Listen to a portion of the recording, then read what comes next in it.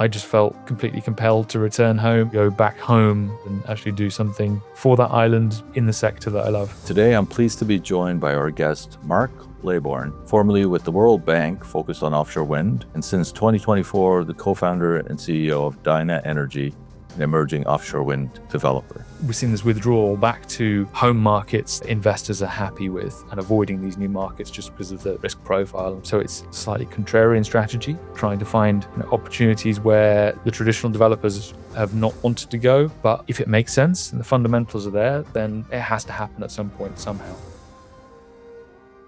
Mark, welcome. Thank you, Philip. Good to see you. Good to see you as well. Mark, let's jump right in. You led the World Bank's Global Offshore Wind Development Program, advising over 20 governments. Looking back, what was the single biggest myth about offshore wind you had to debunk for governments in emerging markets? That's a tough one. I think we started the program in 2020 at a really sort of buoyant time in the industry, lots of positivity, fresh off the bat from UK round 4.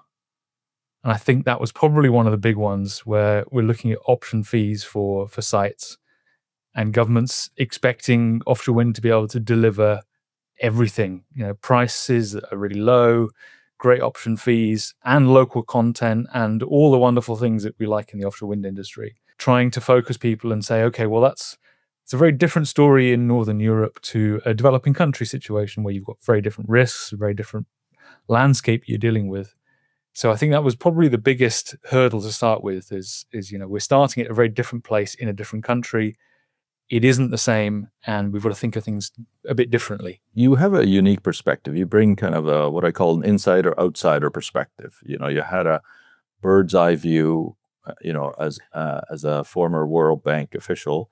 And now, shift into your new venture launched in 2024, you have a view of the reality of a current developer. So it's going to be a really interesting conversation. With your background in aerospace and engineering, doctorate in offshore wind renewable energy from South Hampton, how does that deep technical understanding of aerodynamics and structural integrity change the way you look at project risk compared to a pure, finance-focused developer? It's interesting.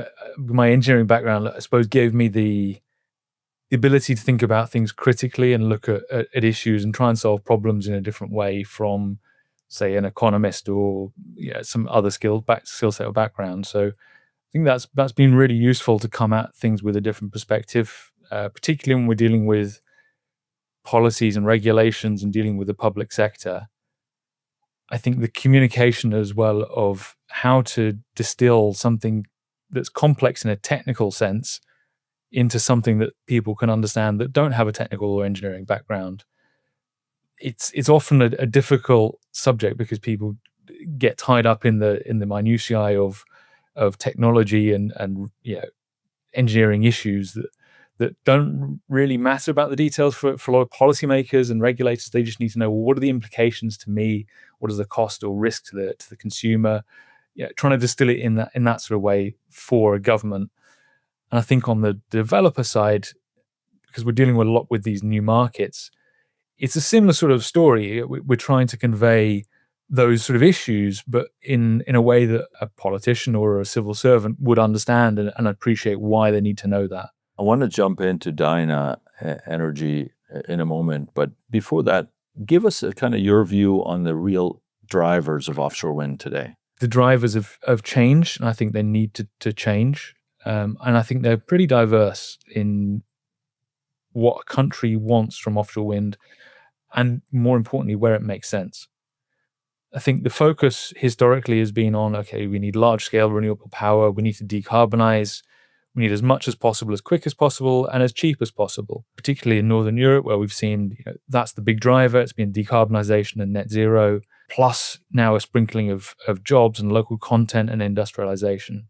Narrative has worked, but it has to change. We've seen that in the last few years. We've seen a much, much stronger rhetoric around energy security, so domestic supply for electricity, rather than relying on imports of fossil fuels and other forms of energy. That's been a big shift. But then when you start to go into some of these new markets, and also in Europe. And I think we need to be better at doing this. It's thinking about what are the other things that the offshore wind can bring. What's the value of offshore wind? It's not just about price. It's about how does this help us as a system, energy system, in our future energy mix, providing the reliability we need with low carbon supply at the right price. And it's going to be part of a mixture. We're not in competition with onshore wind and solar and hydro. It has to be part of the solution. And that's something we as an industry need to be sort of showing that why it is that this technology is useful for a country and why it makes sense. And we've seen a whole range of different reasons as to why countries go ahead with offshore wind and what they prioritize, whether it be some countries, anything from Vietnam, which is huge, to small islands. They've got land, but a lot of the time that land is constrained. It's hard to build out new solar or new onshore wind or hydro. In an island setting, you can't do that at all, really. So, space constraints, really important for many countries. And then complementarity with other forms of generation, as I mentioned. So we're seeing, particularly how offshore wind fits with solar and onshore wind build out, but also really importantly, hydro. And there's many countries now that are looking at offshore wind to fill in that gaps where we're getting increasing droughts or dry seasons where we're just not getting the hydro output that we're used to. We often talk about the ecosystem. We look at offshore wind as really an ecosystem, which is quite unique amongst the technologies. You need port infrastructure, you need subsea cable infrastructure. There's significant economic benefits and drivers to local communities, of course, in lots of jobs. Do you see energy security kind of moving up as a key priority for some countries? I would say that's become the top priority in the last 3 or 4 years, particularly with the war in Ukraine and the shocks to the energy system. It almost, within a very short space of time, completely overtook and overshadowed the decarbonisation agenda. It became all about energy security and making sure that we've got a future energy security of supply a bit more detached from imports. I think every country is still going to need some level of imports to provide a diverse mix of energy supply. So it's not completely about cutting everyone out and just being alone, but it's about how do we change that to be less reliant on imports and giving that security of supply. One question I've been really curious about, you were at the center of the global offshore wind policy world. What was the specific aha moment where you realized, I need to stop advising governments and start building projects myself? There's a couple of drivers for that. I think time at the bank was fantastic. Really, really enjoyed the challenge. One reason, I suppose, is we've seen the industry change an awful lot over the last 5 years.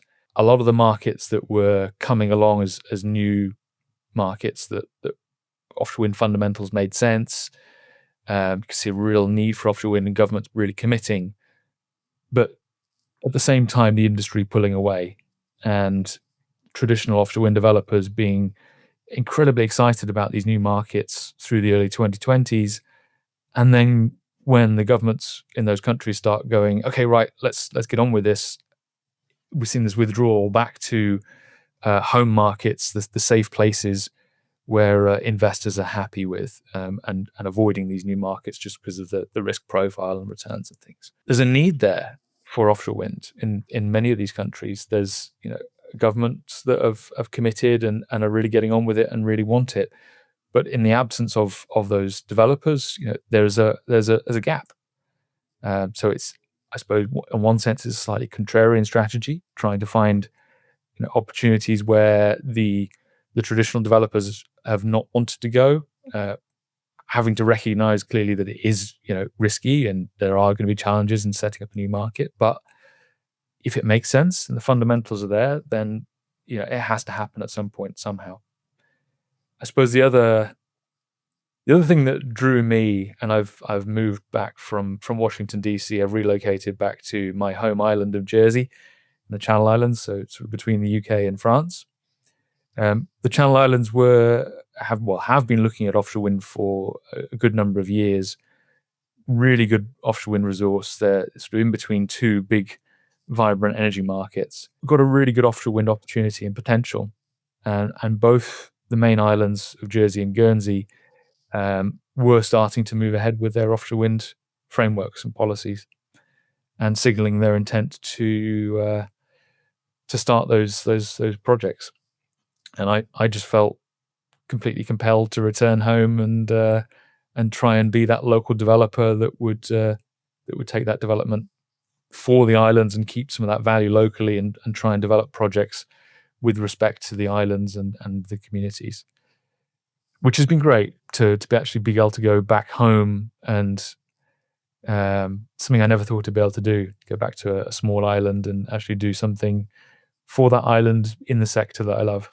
It sounds like you're also mission driven, which is also I think very important to have. Maybe just a bit more on Jersey and the island opportunity. Is it a decarbonization where they're using diesel, or what's the opportunity there that you see? So both Jersey and Guernsey are connected to the French electricity system and have got long-term PPAs with EDF. So they're getting a mixture of nuclear and hydro. It's all decarbonised power, and it's quite frankly quite cheap.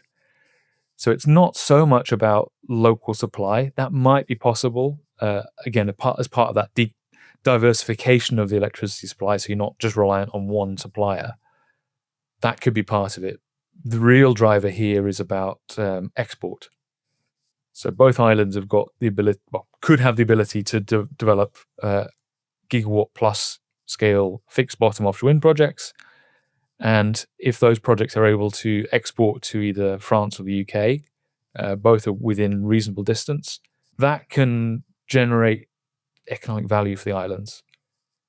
Both islands are heavily reliant on finance industry and historically tourism. They really need to diversify their economies, thinking to the future. How are those islands going to be funded, the public sector, particularly with an aging population, and trying to get ideas that bring in money to the public sector without adding huge numbers of jobs because we don't have the space, but bring value. I think both islands are really keen to look at that. And really, if you go back to my original point of where does offshore wind make sense, as I said, you've got Jersey and Guernsey in between these two different markets, could export either way, but particularly for the UK, you need a lot of power on the south coast. We're not seeing a lot of offshore wind opportunity on the south coast for visual impact reasons and other constraints. If those projects can connect into the south, where the power is needed, the fundamentals are there for those projects, and it makes a huge amount of sense. And there's a great opportunity. It makes a lot of sense. Effectively, it's one where you're helping those islands develop their resource and have an export effectively to an area that's not far that has the need. So it's interesting. So diversifying the economy. So that's a really interesting perspective on that. Yeah. And it's very similar to the Isle of Man, which has been looking at this for some time. They tendered their seabed out in about 10 years ago to Ørsted. Again, that's predominantly an export play for export to the UK. There could be some local supply, but it's a very similar story. And Isle of Man as well as Jersey and Guernsey, they're all crown dependencies. So they have their own governments, their own legal frameworks, and the ability to do their own projects and control of their seabed. So they sort of sit under the crown, but they don't sit under the UK government really. So they're quite interesting geographies. Interesting. I want to expand, go back to a point you brought up, developing countries. Talk a bit about the opportunity. Obviously, you've seen quite a bit over the years in terms of roadmaps and the work that you've done. Are there any developing countries that you'd highlight that have an interesting offshore wind opportunity that's unique? Yeah, so there are many. With the World Bank, I think we worked across 26 different geographies in the time that I was leading that program. Of those, there were clear front runners in that group where you've got some of those sort of key ingredients where things for offshore wind make sense. So you've got political will, you've got the resource that's good, that's going to support reasonably priced offshore wind, and there's a clear need for offshore wind as part of that future electricity mix. And places like Colombia, great example, Vietnam, India potentially, Philippines, all of these have got a need for large amounts of power because their economies are growing, trying to decarbonize, trying to add new renewables, but are constrained on other renewables and other forms of generation. So there's quite a few. They come with their own challenges, clearly, and their risks, but there is a great opportunity, and there is a clear need, as I said. There are, countries where it may not make as much sense, and when I think we started that program, there was a lot of excitement and interest in all these new markets, and as I said, the industry being very buoyant and wanting to go to new markets, being optimistic about where it could be done and where it made sense. And I think as we're almost sobering up a little, we're starting to see, well, actually, does it make sense in these places? Are there better solutions rather than offshore wind? So it doesn't always follow that just because you've got a reasonable offshore wind resource that you should do offshore wind. It has to sort of fit with what the country needs and the other resources that it has.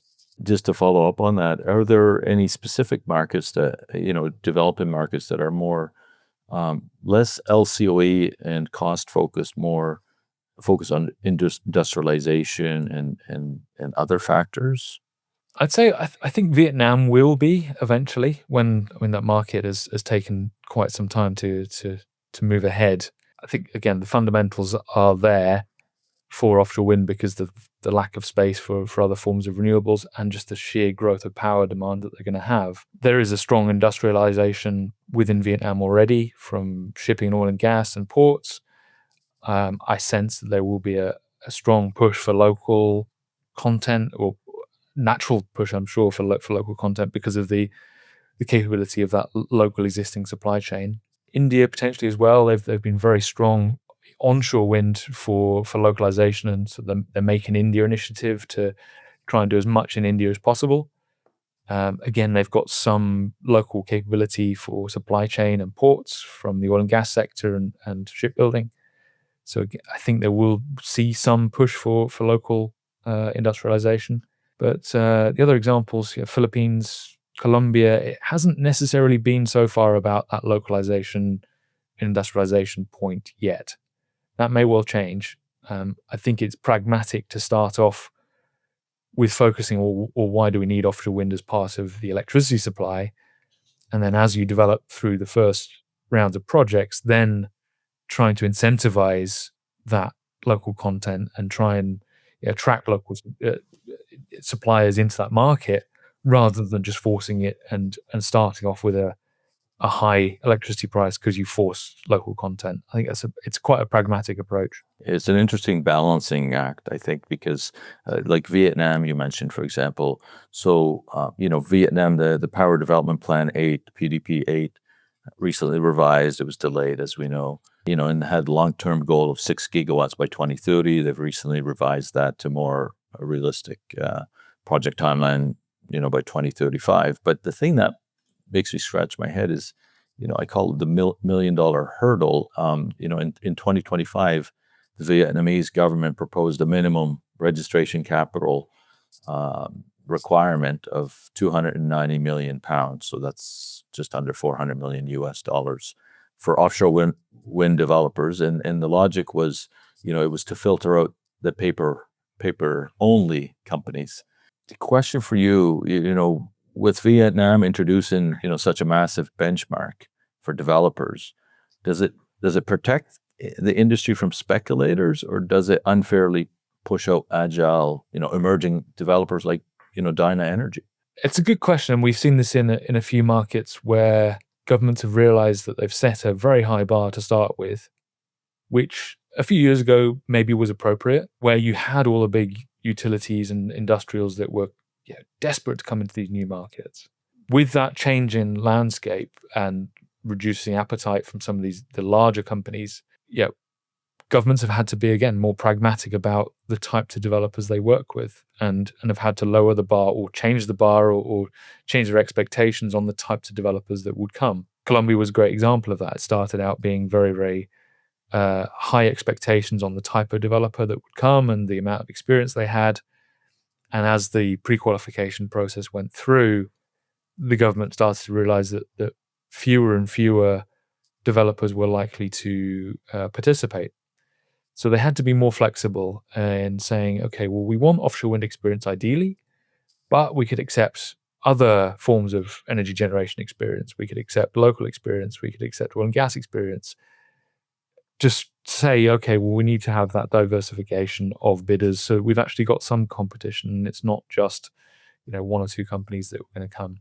Vietnam, jury's out on how that market's going to evolve, whether they're going to relax that or maybe push for these partnerships between developers, smaller developers like us, and industrials that are local that are interested in getting into offshore wind. That's one route. I mean, our sort of model is that partnership model. We're not set up as a small developer to fund hundreds of millions of dollars of DevEx and then build projects, but we're here to provide that development expertise that the larger investors that may not have or want the flexibility of working with a partner that can bring that. So I think we'll see. I would imagine some pragmatism coming into Vietnam when that realization happens. You think so? If they want to attract, and especially a 6 gigawatt target in quite a short time frame, you're going to want to attract a few more participants, I'd imagine. Yes, for sure. You need multiple projects in that mix, particularly as a new market. You're going to learn a lot, and I think there's also going to be attrition of projects as well. So projects may start out as a great idea, looking wonderful on paper, but as you get more and more into the development, some of those projects may fall away. They may seem too expensive, technically difficult, whatever. There's lots of reasons as to why they might not proceed. But if you're setting a target, you want to have a lot more capacity in the pipeline than you've got as a target, so that they'll need to attract quite a few projects and developers to deliver that. I want to shift to an area that I know you have passion for, the supply chain, and specifically, I want to start with the OEMs and the price gap. If we look at the Chinese OEMs, whether it's Minyang, Goldwind, or some of the others, they're effectively offering turbines roughly 30 to 50% less than their Western counterparts.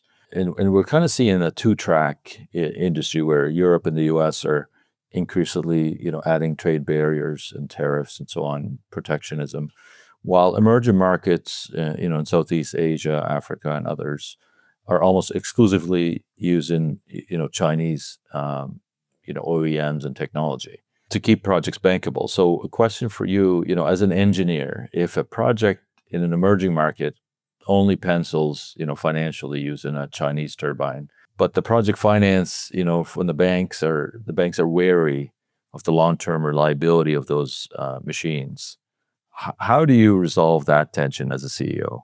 That's a big and tough question, Philip. I think in many of these emerging markets, developers are not going to have a choice as to whether to go Chinese or not. I think we're not going to see we're not going to see Vestas and Siemens coming into some of these markets.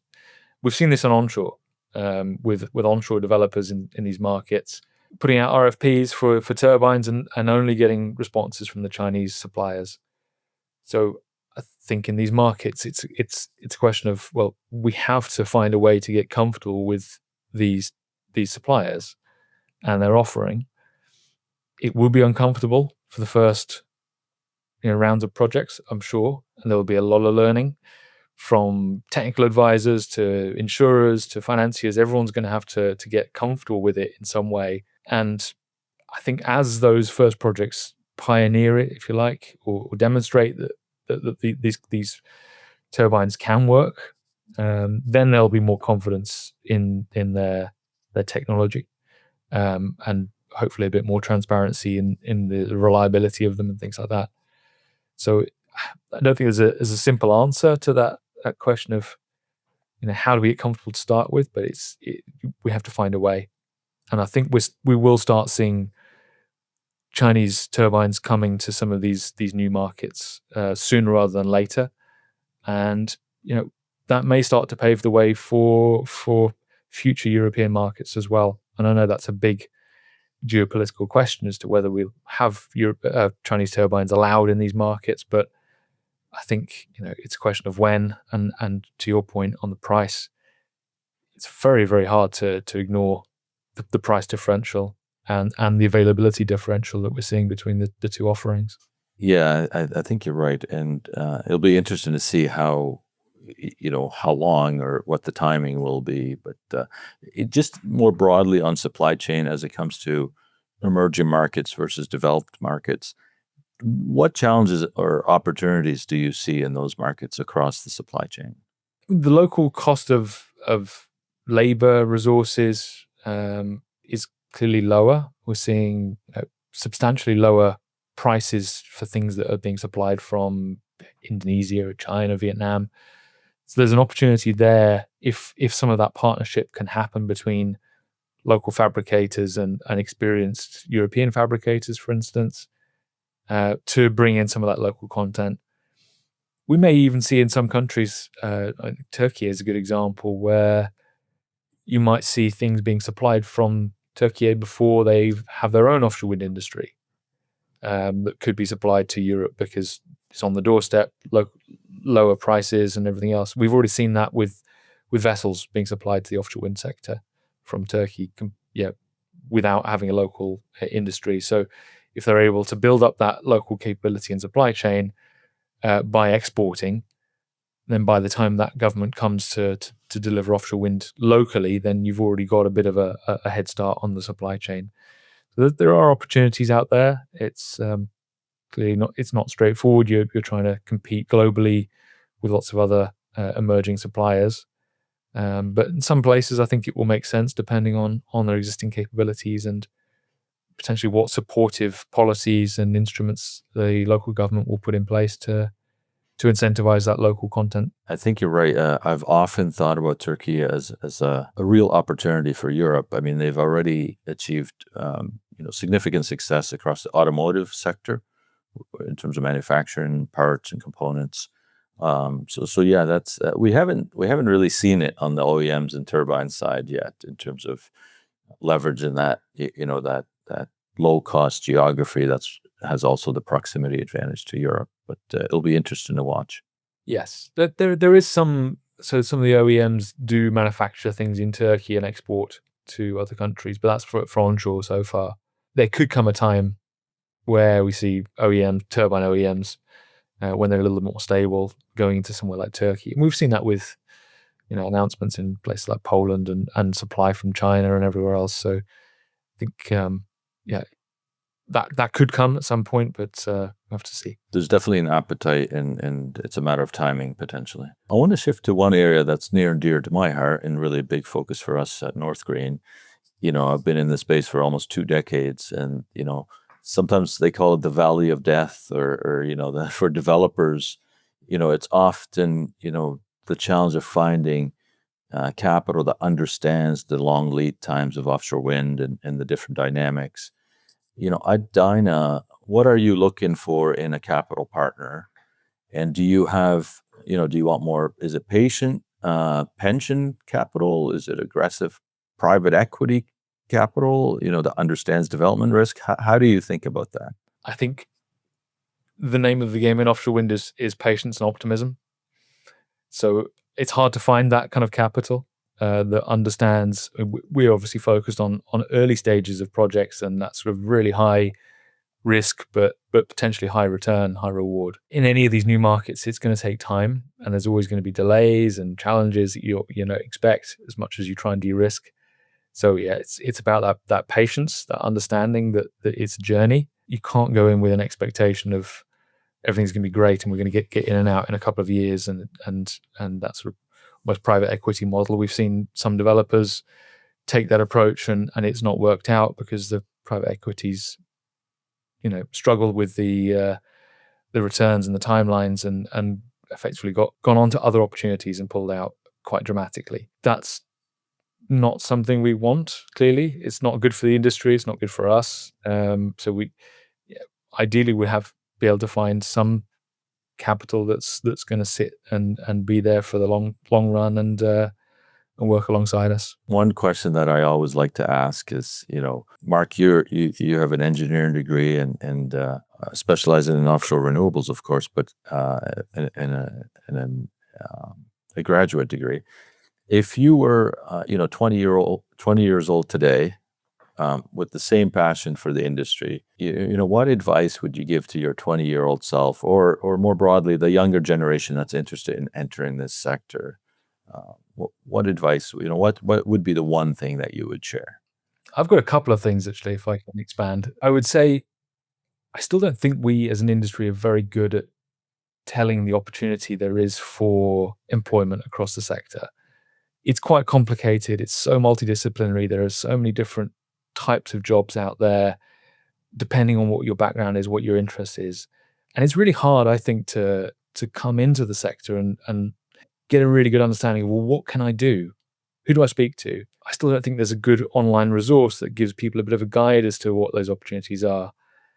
So I guess my always advice to people coming in is find a couple of good friendly mentors that are in the sector, that are share the same optimism and passion, that can help you navigate those opportunities and find out what you could do as a job depending on what you like. And then from there, I'd say build a good network of like-minded people that can help, again, find those opportunities and expand.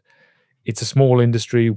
It's friendly and it's passionate. And I think having a good, friendly network will really, really help and help you just grow as a professional. And then as part of that journey, take as many opportunities as you can. Say yes as much as you can.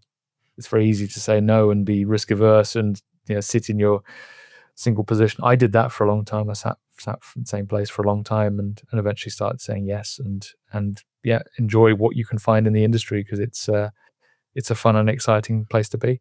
Some very good advice there, Mark. So find a friendly mentor, network, and say yes more often. Exactly. That's great. That's wonderful. Thank you for that, Mark. I think that's a great note to end on. Really appreciate you being with us. We'll talk again. Great. Thank you very much, Philip. Take care. Thanks.